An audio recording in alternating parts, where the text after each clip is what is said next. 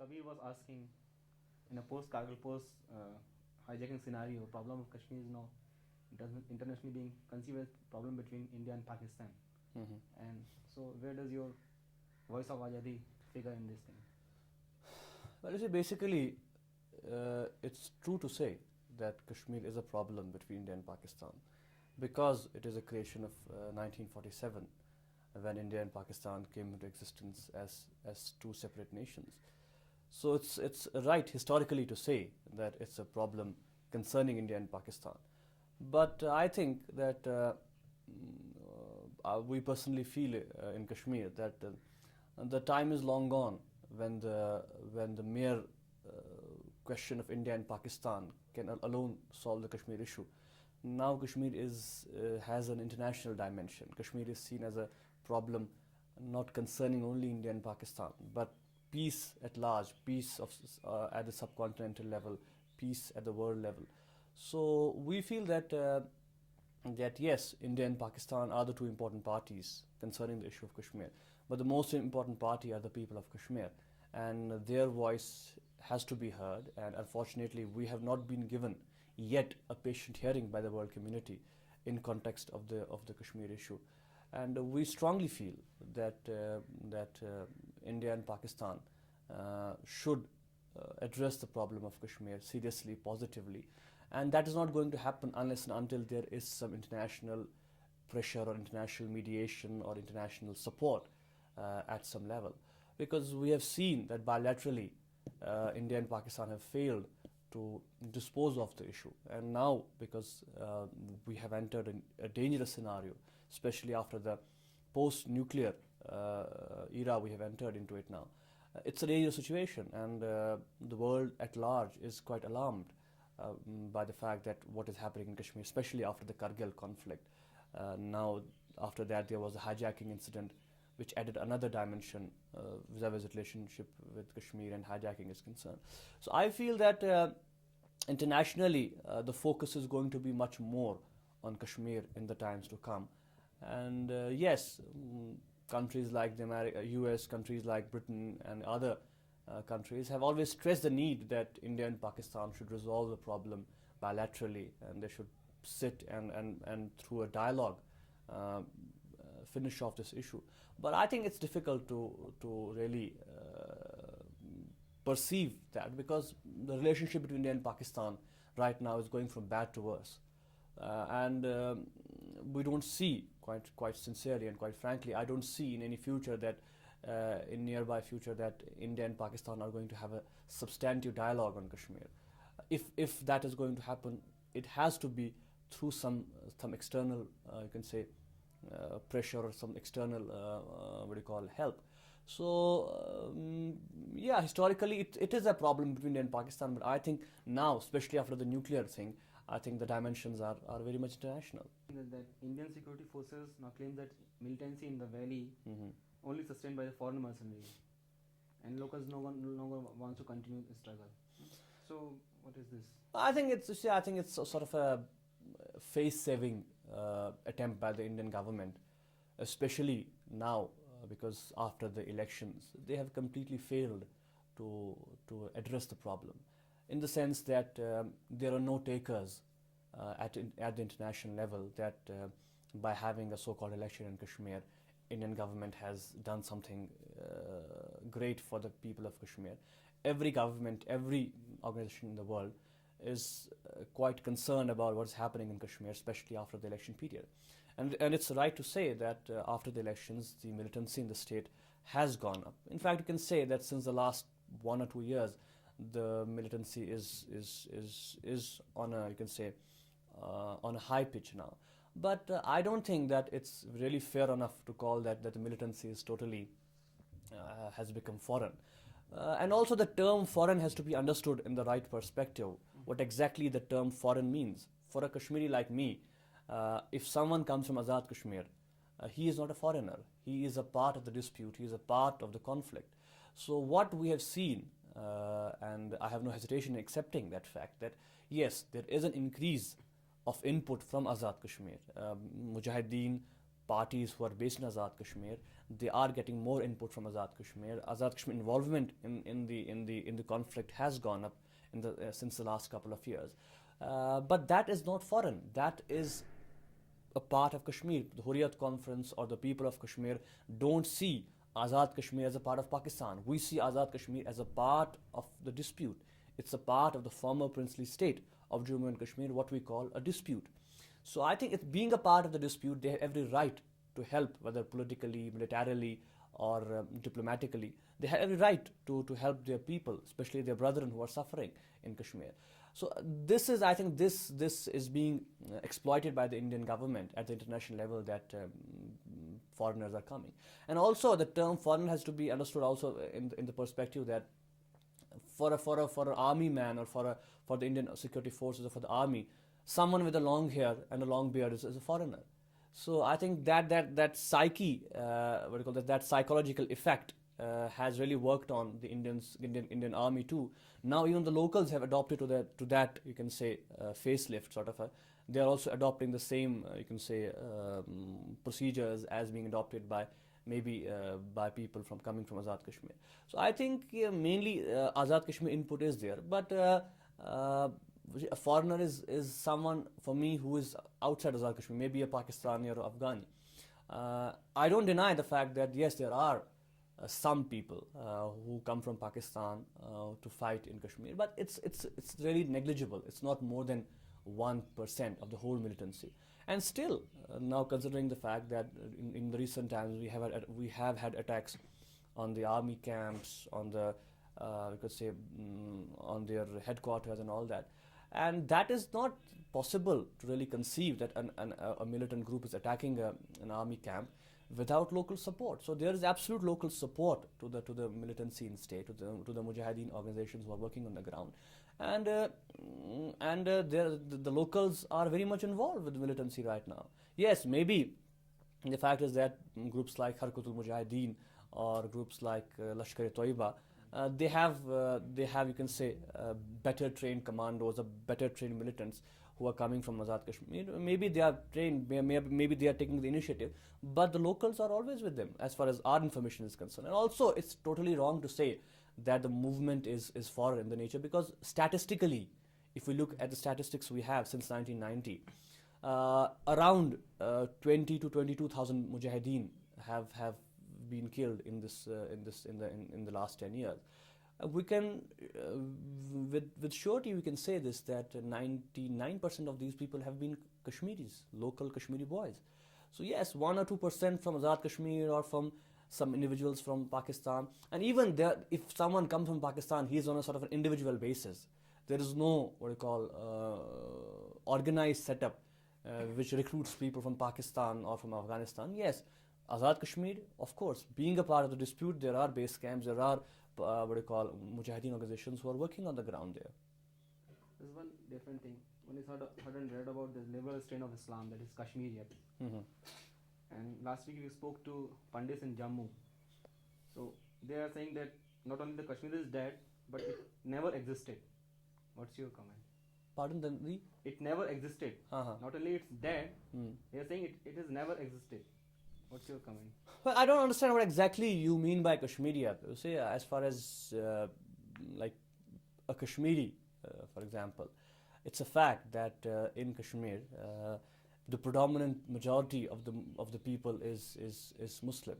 But considering the fact that even the Pandits who have been very much part of Kashmir right from the very beginning, they have always lived in peace and harmony, complete peace and harmony with the Muslims of the state, and they have never had anything to fear. Even when the subcontinent was burning in 1947, Kashmir was the area where there was absolutely no conflict on religious basis, and that is still true right now. Even right now, we have more than 6,000 Kashmiri Pandits who are living in the valley, and they have absolutely nothing to fear, because our struggle is not aimed at what you call against any section, against the minorities, or against any religion. We are involved in the struggle which is based on a political issue, which is the issue of Jammu and Kashmir. So every section of the society, whether they are Hindus, they are Muslims, they are Dogras, they are Ladakhis, they have a right to propagate their point of view, whether they agree with us or whether they disagree what conceptions they have about the issue of Kashmir. So it's a sort of, you can say, it's a personal, absolutely personal decision the people have to make. So the Hurriyat Conference never thrusted any group or any organization or even the Kashmiri Pandits to adopt a similar approach what the Hurriyat has. It's a completely personal sort of a decision.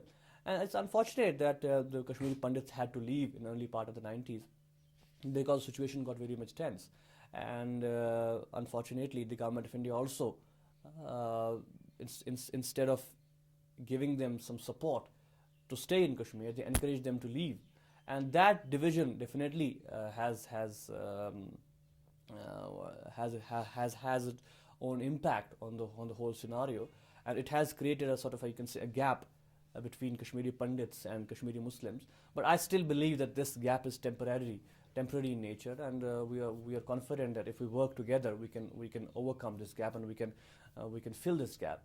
But we have to all work towards it. The Hurriyat Conference did try to take an initiative. We are in contact with several Pandit organizations in Delhi, in Jammu, and we hope that we can cooperate with each other so that their return is possible to the valley. And because let me clearly say that there's nothing against Kashmiri Pandits which we have as far as the majority of the people are concerned.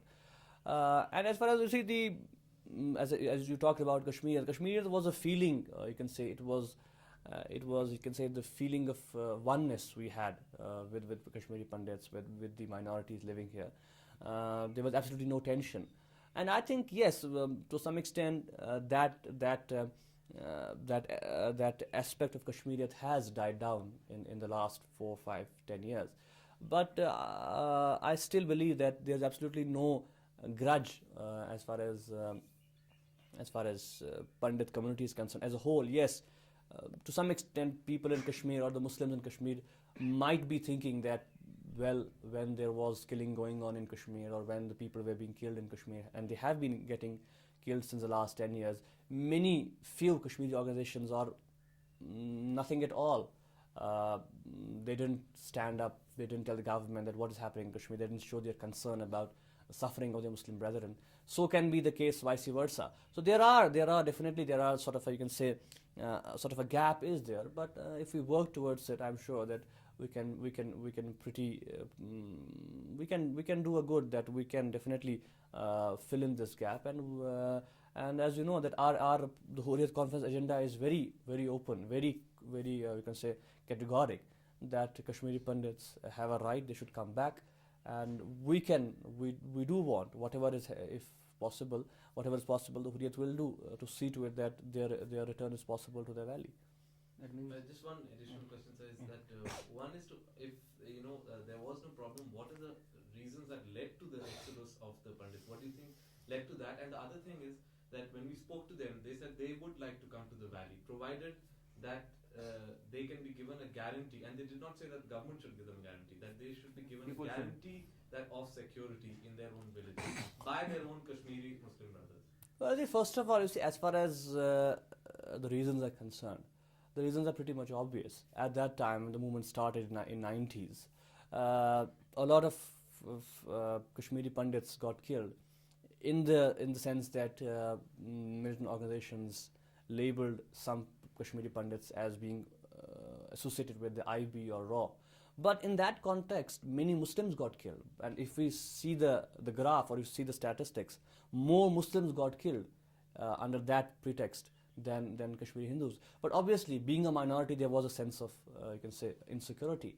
And that sense of insecurity was exploited by the government of India, exploited by Jagmohan, the then governor of the state. He not only provided assistance to the Kashmiri Pandits to leave the valley, but he gave full support to them that they should go and they should settle down in Jammu. And instead, I think there was, if the government really was interested in their staying back, they could have managed, and they could have, because the people never wanted them to leave. Even So many Kashmiri Pandit families have come back since the last couple of years. I know at least 5 in my knowledge have come back, and they are absolutely safe. They have nothing to fear. And even in not talk about Srinagar, let's talk about the Sikh community we have in Baramulla, in Srinagar, or the Christian community we have in Srinagar. They are absolutely living fearlessly. They have nothing to fear. But the only thing is that, yes, you see, there is no guarantee, because the situation in Kashmir is such volatile that you cannot guarantee. If somebody leaves his house in the morning, he is not sure whether he will come back or not. And also, it's very difficult to say, to give a guarantee. You see, right now, there is not only the question of the Mujahideen and the security forces. There is a question of the renegades. There is a question of so many agencies which are working against each other. And even the government agencies which are working, we have the task force, we have the renegades, we have the BSF, the army, we have then their sub-renegade groups, and these groups have absolutely no contact with each other. They are in absolute disarray. So it's difficult to say. For example, there was a bomb blast in the Sabzi Mandi 3 weeks back. Nobody claimed responsibility. The government accuses their militants, and the Mujahideen accuse the government. So it's very difficult to say that if a certain incident takes place, it does create a sense of insecurity. So as far as the people are concerned, I absolutely assure my Kashmiri Pandit brothers that there's absolutely no fear as far as the people to people are concerned. People would like them to come in. The Kashmiri Muslims would definitely want, and they should come in, they should return. They are a part of the system. They are a part of the whole I think the whole concept of Kashmir. But the only thing is that that we cannot say anything with surety. Maybe tomorrow some incident takes place. Maybe some agencies are interested that the division between Kashmiris, Pandits and Muslims, that division should be cashed at certain levels. And it has been done at the UN, at Geneva, at many places. Delegations do go and they talk about in terms of Kashmiri Muslims killing Kashmiri Pandits and all that, which is totally wrong. Yes, some unfortunate incidents did take place, but you cannot blame the whole community that they have been anti-Hindu or anti-Pandit in their approach. And secondly, the second part of your question was regarding. It's been answered. The same. They're providing security. Okay.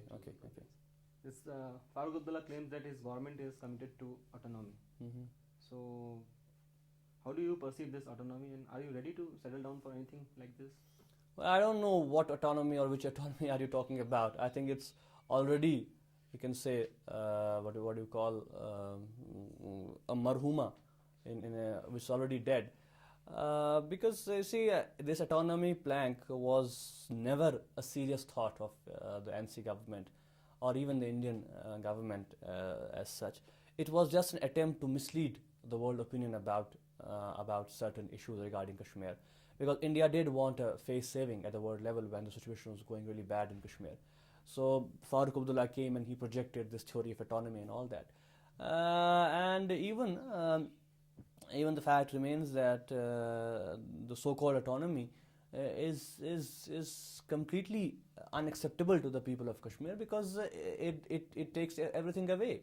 They take your defense, they take your communications, they take your everything, and you are left with just, you can say, Sadr Riyasat.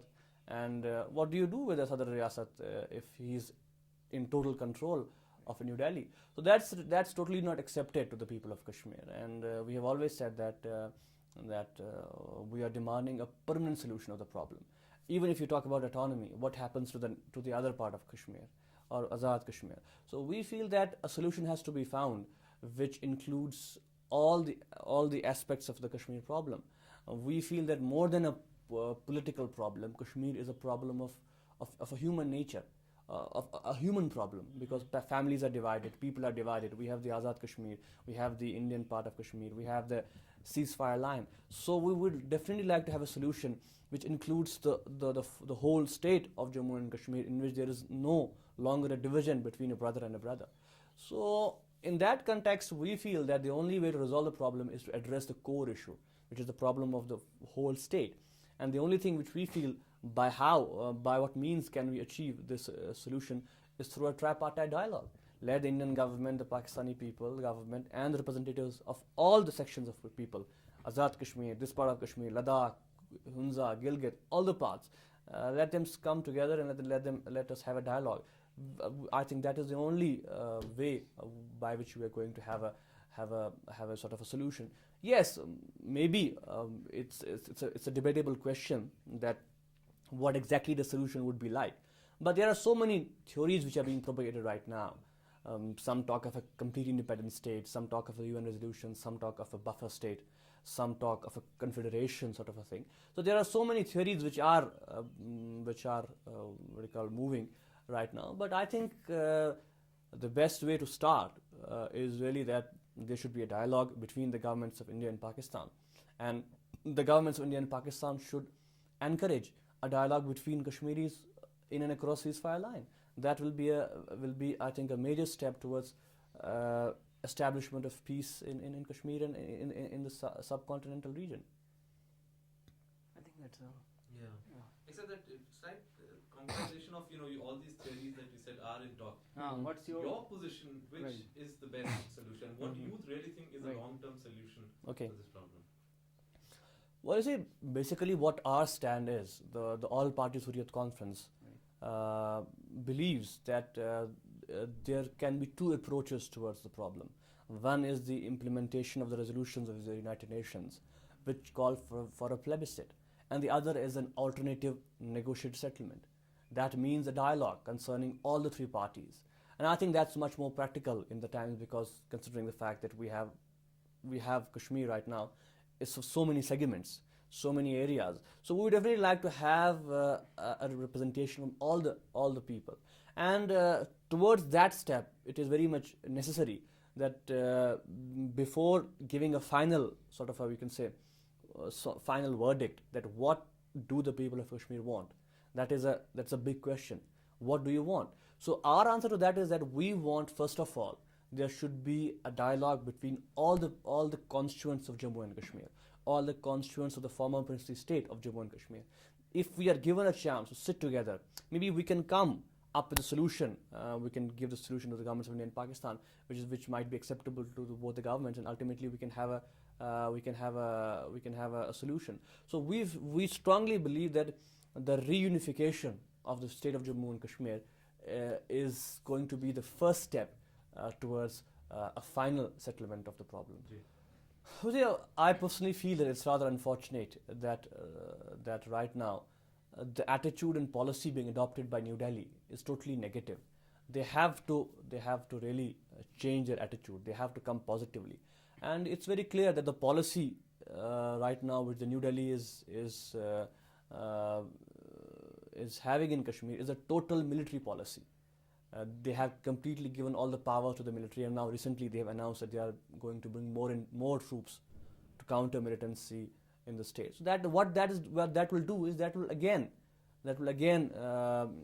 we might see an escalation in violence. We might see an escalation in human rights violations, oppression, suppression. So by these measures, we think that the gap between India and Kashmir is widening day by day. The Hurriyat Conference would definitely like to bridge in the gap. We would like, because we know for sure that unless and until all the three parties come close to each other, the possibilities of a solution are very dim. So we feel that the measures have to be taken by the government of India, being the bigger party, being the main party concerning the dispute of Kashmir. So I think they have to really change their attitude. It's not going to help the Indian cause adopting the military policy or approaching the problem with a heavy hand. And also, as far as the political situation in Kashmir is concerned, India says it's a democracy. It claims to be the world's largest democracy. But what is happening in Kashmir is shameful. I think every Indian should be ashamed of what the government is doing as far as human rights are concerned in Kashmir. Look at the Hurriyat Conference. Most of the leaders of the Hurriyat Conference right now, including our chairman, are in jail. Why are they in jail? Because they went out to the people peacefully and told them not to vote. Not to vote is even an Indian constitutional right. If somebody wants to vote, somebody doesn't want to vote. We didn't threaten the people. We didn't, go to the people with guns and arms, tell them not to vote. We went to them and we told them not to vote because we believe in a theory, we believe in the movement, we believe the fact that Kashmiris have given everything into the movement, and this movement is not for election. This is a movement for the future dispensation of the state. And all the people have been booked under the Public Safety Act, and they have been kept in Jodhpur. And now the situation is that for the last 1 month, not a single person is being allowed to meet them. Even their relatives who had gone to Jodhpur, they have been sent back by the authorities without giving them an opportunity to meet the detained people. So I think it's a blatant violation of basic human rights.